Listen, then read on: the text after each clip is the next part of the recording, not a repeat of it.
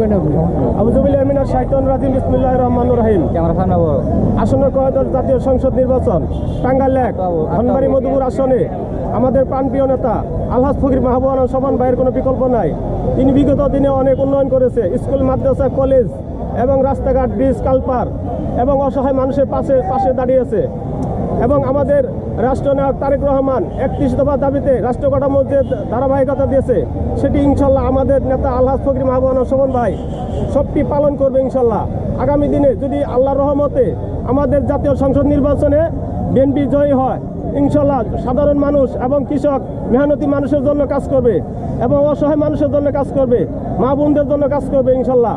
আলহাজ ফকির মাহবুব আলম স্বপন ভাইয়ের মনটা খুবই নরম, তিনি অত্যন্ত ভালো মানুষ।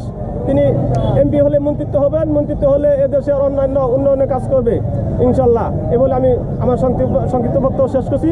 শহীদ জিয়া অমর হোক, খালেদা জিয়া জিন্দাবাদ, নতুন প্রজন্মের তারেক রহমান জিন্দাবাদ, আমাদের প্রাণপ্রিয় নেতা আলহাজ ফকির মাহবুব আলম স্বপন ভাই জিন্দাবাদ, যদুনাথপুর ইউনিয়ন বিএনপি জিন্দাবাদ। সবাইকে ধন্যবাদ। আসসালামু আলাইকুম।